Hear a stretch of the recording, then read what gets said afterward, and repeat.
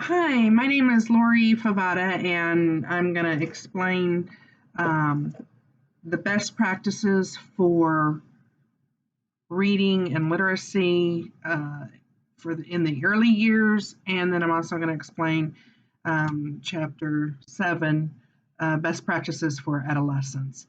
If we think of best practices for early elementary students, that's pre-K, K, 1, 2, and 3.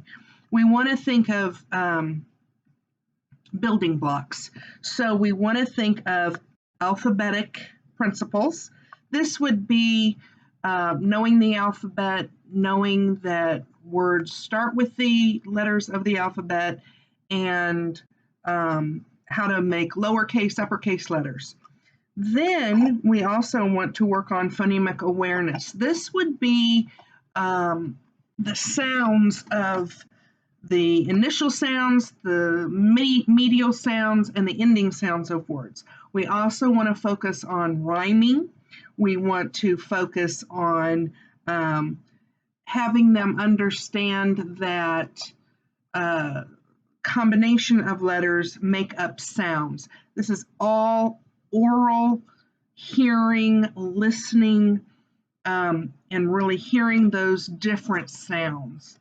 So we want to focus on those types of things. Then we move into the phonics. We have instructed the students into hearing the sounds of words, breaking the words into their syllables, and hearing what sounds are in those syllables themselves. Then we move to the part of phonics where we now teach students that combination of letters, be it digraphs, diphthongs, trigraphs, those types of combinations put together make up sounds. So C may make the k sound, H makes the k sound, but together they make the ch, k, sh sounds. Okay, so those are the phonics. These are all the building blocks. So first they learn the letters, letter sounds. They hear the sounds in words. They're rhyming. They're learning about the sound families, word families, and then they're moving on to the phonics, the written parts that make up sounds in the words. Okay, so then we're going to move into vocabulary. Words themselves mean things, and we can have synonyms, antonyms, we can have opposites, we can hear that words and sounds go together, and we know that words mean things. And many words might mean the same thing, okay? And words mean opposite things. So we're learning a robust vocabulary.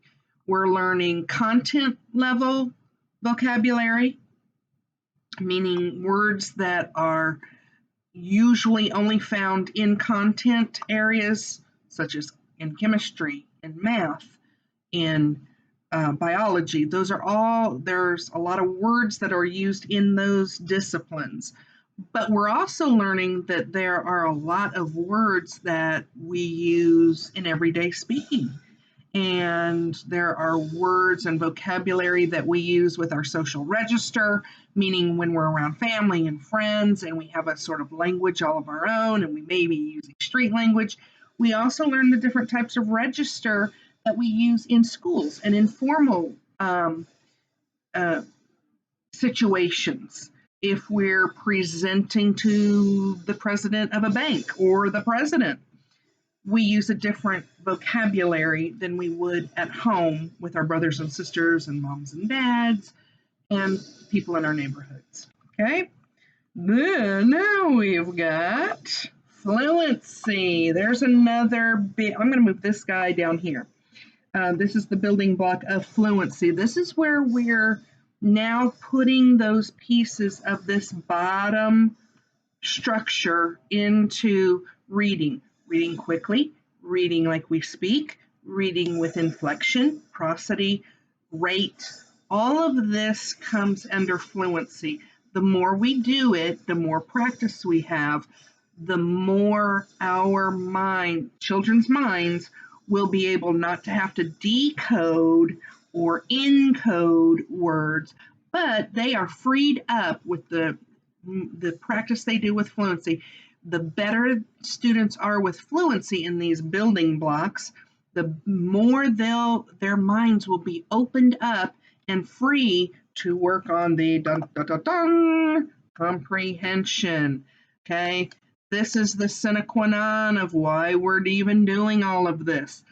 We know that children have to be taught how to read and have to have all these things explicitly taught to them, these building blocks, because this is not an innate or a very natural way in which humans usually or naturally do things. We have to be taught this, and so do children. Okay, this is why we're doing it. This comprehension with nonfiction, comprehension with fiction. Nonfiction, we want to be teaching those concepts of table of contents, captions, looking at photographs, maps, graphs, all of those parts of nonfiction that help us understand what we're reading in expository text. This is more difficult to navigate through for students. So we need to explicitly teach them what a table of contents is. What is an index? How does reading a graph help us? How does reading a chart help us? How do we look at pictures and take from that, what is it supporting with our reading? Okay. Then in fiction, we need to teach students that there is a beginning, a middle, and an end in fiction. There's usually characters, setting, composed of two things, time, so the when, and where this takes place, where it is happening, the when and the where. So that's setting. We also need to teach students in these building blocks that there is a problem and problems get solved, for better or for worse, in fiction. And then there's an ending. The story comes to a complete end. Well, how does it come to an end? Okay, that's all in comprehension. Now, this is the golden layer. This is where we're wanting to get all, this is the reason we teach all of these building blocks for that. Okay, well, then if we're going to be talking about these building blocks, we need to talk about writing too, because writing, we need to teach children to express themselves through questioning, through summation, through retelling. We can do that orally, and they need to be working. We need to really teach students how to listen to one another and how to express themselves. We need to teach them how to retell a story, how to summarize a story, how to let them know that they can write their ideas, they can write questions, they can write what happened in the story that they just read, picking out the most important pieces. And we need to teach that explicitly. So these are in the early years, this is what we need to really focus on, okay? And teachers do that through modeling, reading aloud, taking inventory on children's interests. We also want to make sure that we are really focusing in on a lot of one-on-one, partner reads, partner shares. I do a lot of turn and talk, where we stop in the middle, we turn to our neighbor, we talk about it, we ask questions, we navigate through our reading through questioning, and then finding the answers to those questions. And that's how we get to this really robust, comprehensive piece of where we're understanding what we're reading, both nonfiction, fiction, and we want to make sure that we're also allowing enough time for practice. We have teachers, we have all this great stuff to teach, and then we zip on to the next thing. Well, let's stop doing that. let's give them some pieces to work on and then time to practice those. So that's best practice. No, I'm sorry. That's best practice for teaching in the early years. A lot of scaffolding until students can do things on their own. Then we back off and we allow them to do it independently. But we always want to encourage them expressing themselves and listening to one another. And that's a real modeling and practice, and teachers zipping in and sort of readjusting and realigning and teaching students on the fly how to do that as they're doing it. Okay? Because we do that all through our lives. We're social animals. We're constantly collaborating with with other humans and bouncing our ideas off of each other. So we need to teach that to our students while they're getting these building blocks of literacy. Okay, that's chapter 4, building blocks. Now I really want to talk about what the best practices are 6 through 12. Now, I've never taught 6 through 12. And really, chapter 7, I read a couple of times because it makes sense to me. And what I learned through this process is that when I'm teaching, because I teach 3rd grade, when I'm teaching those building blocks to students, I want to keep in mind that by the time they're in 6th or 12th grade, I want to make sure that they have a really solid foundation with those building blocks. Because in grades 6 through 12, the best practices that we know of are going to be where content area teachers work together as a team. So we've got science, we've got math, we've got reading, we've got language, we've got literacy, we've got, did I say math, science, social studies, history, all of those, and even foreign language.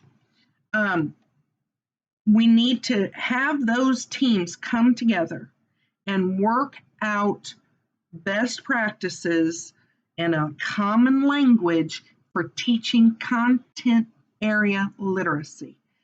That's going to be a lot of expository reading, a lot of expository writing, because we're thinking in terms of science, facts, math, facts, history, facts, a lot of nonfiction reading. We know the nonfiction, even for our little guys in 1st, 2nd, and 3rd grade, that's harder to do and extrapolate the important information. It's harder to do with nonfiction than it is fiction. So we really need to focus on what types of things, what types of language we're going to use with students in those higher grades. And I did take some notes because I found that I really needed to concentrate here. We need school teams to come together, come up with a common language, strategies and modeling, scaffolding, those strategies when we're looking at graphs and charts, say in math, or the scientific ways in which we do experiments and note taking and looking at the historical timelines. We need to be looking at all of those things. And when we have a common language, when we have common strategies of how to approach nonfiction expository works, then we can help guide students into reading it effectively, and taking the information from it. We need to expose them to reading first sources. We need them reading the textbooks. I need to make sure in those lower grades that they know how to read a nonfiction text. Again, table of contents, index. How do we look at pictures, photographs? How do we read and make sure that each student is reading those captions and seeing that is just as important as reading the main beef of the text in which they're reading. Teachers need to guide students with these strategies. They need to scaffold how to pull information, and the most important information from the text. They need to work on predicting, inferring, questioning, visualizing while they're reading. Again, that reading and revising, problem solving as they read. They need to be able to summarize and retell. And another thing that I really find important is when we're in close reading, taking notes. Always let kids write in those, in their textbooks, and write notes. Highlight, show kids how to highlight those important pieces. Don't have them highlight everything, or else they'll have a whole yellow sheet paper, the important stuff. How to highlight, how to annotate. Those are the important things we need to be teaching students. Allow students to work together in partners. Have partners teach one another. Have students teach one another the important things from a chapter, from a first document, documents, or a research report, a scientific experiment. Have students teach another student how to take from that the important pieces. You want to guide students on really thinking about what they already know.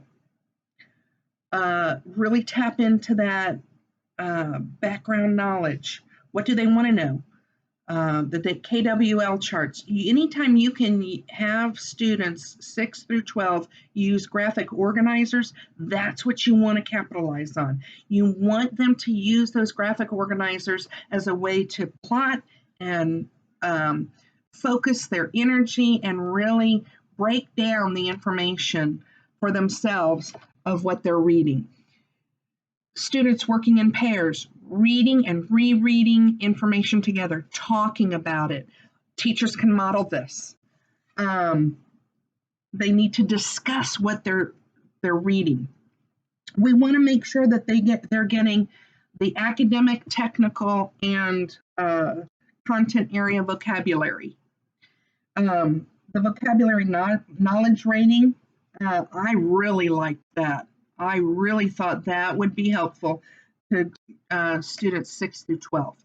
That's where they pick a word, a vocabulary word, and they say, okay, did I know any of it? Have I ever heard it? Never heard it? And then they have a place for them to annotate what it means, how they use it, how it was used in the book, and they can really analyze that level of vocabulary. Is it a technical word? Is it a word only in that content area? Is it a usable word that we would use in different spots, not just say in biology, but would we use it in literature? Would we use it when we're talking to friends? Or is it slang? It's that kind of thing. You want to really have them analyze these new vocabulary words as they come in contact with them. Literacy coaches are a really good idea, grades 6 through 12, to bring those teachers together and find a common language in which to deliver their content, but have it be such a common language that students it can be transferable from science classes to math classes to social studies classes to history to foreign language and to your reading block, your language arts, your English classes. That common language has never been seen, I would say, before 10 years ago.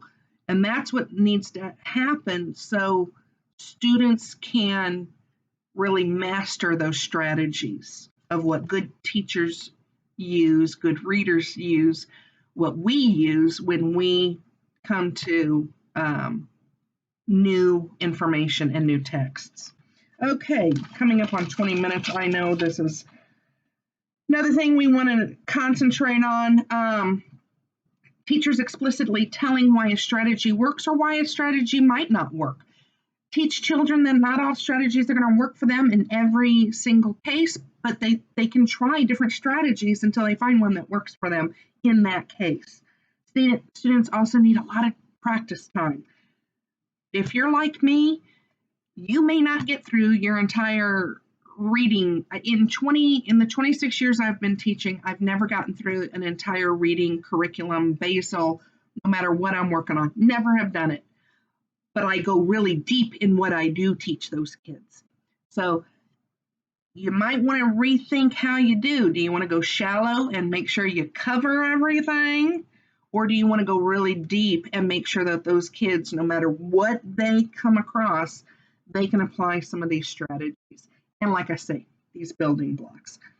This is by no means an exhausted list of best practices for K through 5 and then 6 through 12. I don't do well with video. I know I left a lot out, but and I thank you for hanging in there the full 21 minutes and 32 seconds. That's chapters 4 and 7, and thank you.